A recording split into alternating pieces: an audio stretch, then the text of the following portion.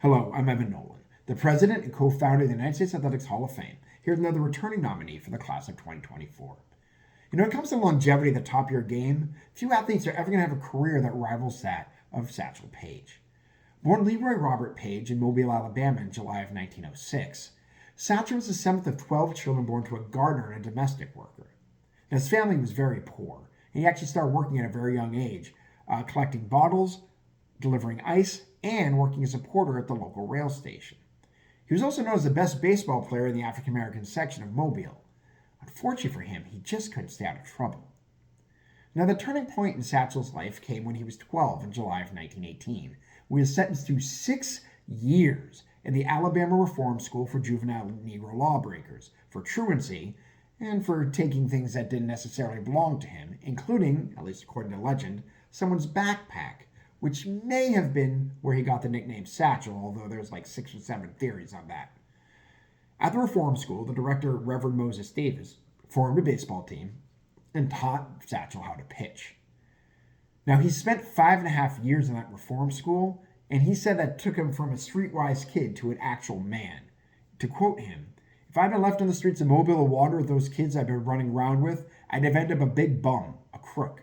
You might say I traded 5 years of freedom to learn how to pitch." He'd start playing baseball in 1924 for the segregated semi-pro Mobile Tigers.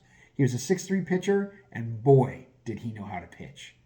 Now, the records of that team are not exactly accurate, but anecdotally, it's believed that he had a record of 30-1 that season. Now, in 1926, with the major leagues still segregated, he'd sign in the Negro Leagues, first with the Chattanooga White Sox, and then they would eventually trade him to the Birmingham Black Barons. With the Black Barons, he would set the professional record for most strikeouts in a game with 17 against the Cuban Stars in 1929.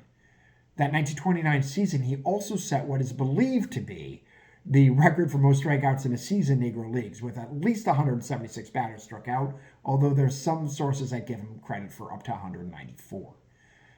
Now, he's always looking for money, and Paige and the Barons owner R.T. Jackson created a plan in which they would rent out Paige to various teams for a game or two, and then to draw a crowd, and then they'd split the profits. When the Depression came, Paige would travel from team to team looking for whoever would pay him the most money. Now, he played in the Negro Leagues, but he'd also play in Mexico, the Dominican Republic, and in Puerto Rico. Until eventually he ended up on the Pittsburgh Crawfords, which with teammates Cool Papa Bell, Oscar Charleston, Judy Johnson, and Josh Gibson, amongst others, may have been the greatest baseball team ever assembled. He would jump teams again, spending most of the 1940s with the Kansas City Monarchs and winning the Negro League World Series in 1942. That series, by the way, he pitched in every single game. He had also famously barnstormed captaining a Negro League All-Star team to compete with Bob Feller's Major League All-Star team before the 1948 season. Now, that barnstorming tour, they played 35 games in 31 cities in 17 states over just 27 days. It involved 13,000 miles of travel. And with Jackie Robinson breaking the color barrier the year before, it helped Paige finally get his Major League chance in 1948 with the Cleveland Indians at the age of 42.